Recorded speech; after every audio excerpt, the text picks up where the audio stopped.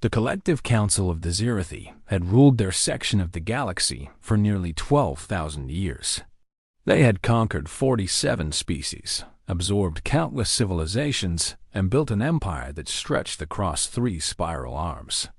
Their method was simple and elegant.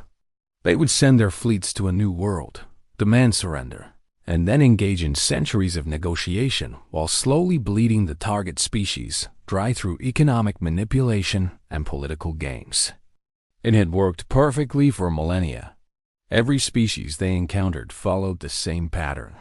First came the outrage, then the demands, then the counteroffers. Negotiations would stretch for decades as the Zirathi slowly positioned their assets, planted their agents, and weakened their opponents from within. By the time talks finally broke down, the target civilization was usually too fractured to mount any real resistance. The humans were supposed to be no different. Admiral Kethra stood on the command deck of the diplomatic vessel Eternal Patience, watching the blue and green world rotate slowly on the main display. Earth, the humans called it. A modest planet orbiting a modest star in an unremarkable corner of the Orion Arm. The species that lived there had only achieved faster than light travel within the last 200 years. They were young, divided, and seemingly obsessed with their own internal conflicts. Perfect targets. The first contact had gone exactly as expected. The humans had reacted with a mixture of fear and wonder. Their leaders had immediately requested diplomatic discussions, which the Zirathi had graciously agreed to provide.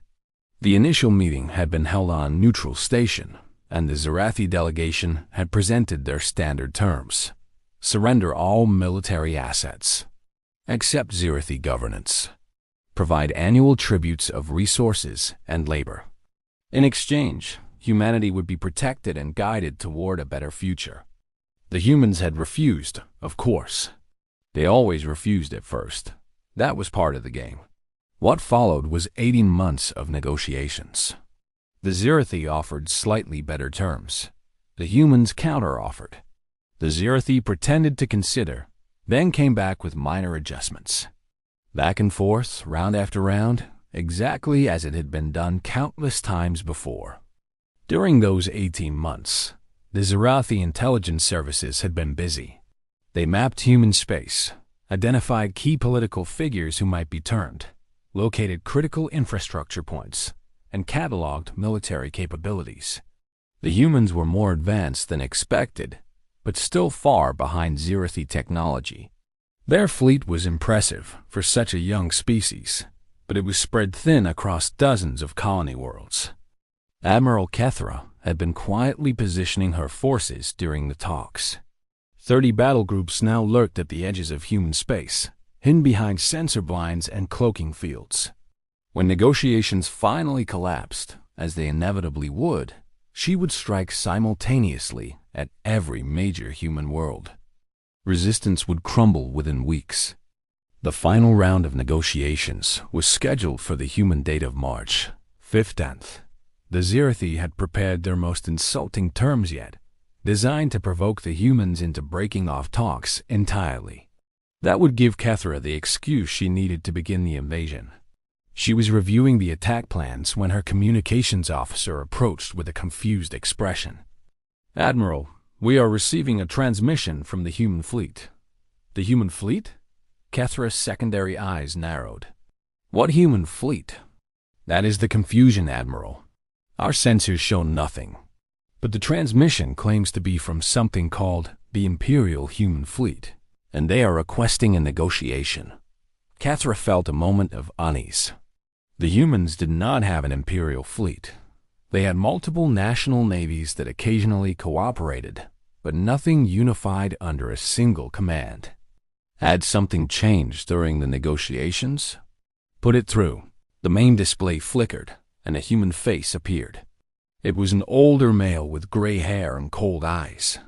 He wore a dark uniform that Kethra did not recognize, decorated with gold symbols and ribbons. Behind him, she could see the bridge of a warship, busy with activity. "I am Fleet Admiral James Chun of the Unified Human Imperial Navy," the human said. His voice was calm, almost pleasant. I am authorized to conduct negotiations on behalf of Earth and all human territories. This will be our only meeting. Cathara's translator struggled with the final sentence. Only meeting? What did that mean? Admiral Chun, she replied carefully. I am Admiral Cathara of the Zirithi Collective. I was not informed that humans had unified their military forces. This is a welcome development. Perhaps it will make our negotiations more productive. There will not be negotiations, Admiral Chun said. I am here to deliver terms, not discuss them. The unease in Cathara's stomach grew stronger. This was not how it was supposed to work. The humans were supposed to argue, to bargain, to slowly give ground while the Zirithi maneuvered into position. I'm not sure I understand, she said. Our diplomatic teams have been working together for over a year. Surely you wish to continue that process. The diplomatic process is over. Admiral Chun leaned forward slightly. During the past 18 months, you have positioned 30 battle groups around our territory. You have inserted agents into 17 of our colony worlds. You have attempted to bribe or compromise 42 members of our planetary governments. You have mapped our defensive networks and identified what you believe are critical weaknesses in our infrastructure. Cathara felt her blood chill. How did they know? The Zirithi intelligence services were the best in the galaxy. Their operations were flawless. I do not know what you are talking about, she managed. Of course you do. Admiral Chun's expression did not change. You assumed we would negotiate endlessly while you prepared your invasion. That is what every other species in your empire did. That is what you expected from us. He paused, and something dangerous flickered in his eyes. You were wrong. Cathara opened her mouth to respond, but alarm suddenly screamed across her command deck. Her officers shouted in confusion as displays lit up with warnings. Admiral, we are detecting massive energy signatures. Ships are appearing from nowhere. The main display split to show tactical data, and Cathara felt her heart stop. Hundreds of ships were materializing around her diplomatic vessel. Not just around her, but everywhere. Her hidden battle groups, positioned across human space, were suddenly surrounded by human warships that had appeared from empty space. Impossible, she whispered. We scanned this entire region. There was nothing here. You scanned what we wanted you to scan, Admiral Chun said. You saw what we wanted you to see. While your diplomats talked and your spies scurried around our worlds, we were building, learning, preparing. The tactical display updated again, and Cathara watched in horror as the scale of the trap became clear. The human ships were not just equal to our forces. They outnumbered them by a factor of 5. 80 months ago, we were exactly what you thought we were, Admiral Chun continued. A divided species with a scattered military and no unified purpose. When your diplomats arrived, they gave us something we had lacked for generations. A common enemy, he gestured, and the display behind him changed to show orbital construction yards stretching around dozens of stars. Massive shipyards that had not existed 2 years ago. Assembly lines producing warships at an impossible rate. We united, every nation, every faction, every colony. Your demands gave us reason, and your negotiations gave us time. Time we used better than you did. Cathara's military mind calculated furiously. Even with the human advantage, a fighting retreat might be possible. If she could rally her scattered battle groups and break through the encirclement, she could reach Zirithi space and warn the Council. Admiral Chun, she said carefully, surely you understand that war between our peoples would be catastrophic for both sides. The Collective has resources and allies you cannot imagine. Even if you win today, you cannot win forever. Let us return to the negotiating table and find a solution that benefits everyone. Admiral Chun smiled, and it was the coldest expression Cathara had ever seen on any species. You misunderstand, he said.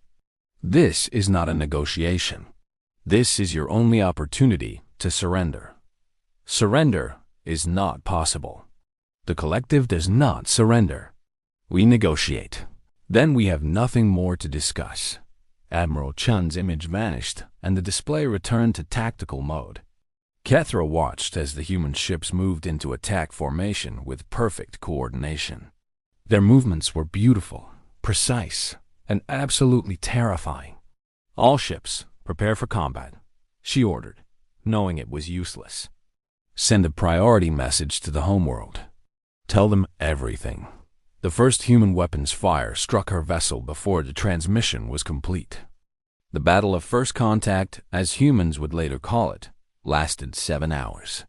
Of the 30 Zirathi battle groups positioned around human space, 23 were completely destroyed.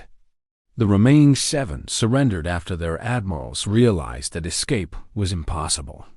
Admiral Kethra was among the survivors, captured when her flagship was disabled by precision strikes that targeted engines and weapons while leaving the command deck intact. She was brought before Admiral Chun on his flagship, the Emperor's Will. The human admiral looked tired but satisfied. "Your message reached the collective," he told her. "They are already mobilizing their full military might. They will come for revenge. Then you have doomed your species," Kethra said. "The collective has never lost a war. They will destroy you." Admiral Chun shook his head slowly. "Your collective spent 12,000 years learning that all species negotiate, that all species can be manipulated and divided and slowly conquered. That patience in games always triumph in the end." He stepped closer, and his voice dropped to something barely above a whisper. "We are not like the others. We do not negotiate endlessly. We do not play games. When we decide to fight, we fight to win, and we do not stop until victory is complete." Kethra remembered the intelligence reports on humanity. Their history was filled with brutal conflicts, devastating wars, civilizations rising and falling in flames. They were a species that had nearly destroyed themselves multiple times, a species that understood violence on a level the Zirathi had never imagined. "The collective is ancient," she said weakly. "They have resources beyond counting. They have 12,000 years of assuming that everyone is like them," Admiral Chun replied. 12,000 years of expecting negotiations and games and slow conquest. They do not know how to fight an enemy that simply refuses to play. He turned away, looking out at the stars. "When they come, we will teach them. And we will only need to teach them once." The Zirathi collective declared total war on humanity 6 months later. They sent their greatest fleets, their most experienced commanders, their most advanced weapons. The war lasted 3 years. When it ended, the Collective Council signed their surrender aboard the Emperor's Will. They agreed to every term Admiral Chun presented, because there were no other options. The human fleets had reached their homeworld. Their empire was broken. Their ancient civilization lay in ruins. As the Zirathi representative trembled over the surrender document, Admiral Chun spoke the words that would echo through galactic history. "We tried negotiation once," he said. "We found it unproductive. I hope you will remember this lesson better than you remember your 12,000 years of false victories." The Zirathi remembered. So did every other species in the galaxy, who heard the story of how humanity ended the longest-running empire in recorded history. The humans only negotiated once. It was enough.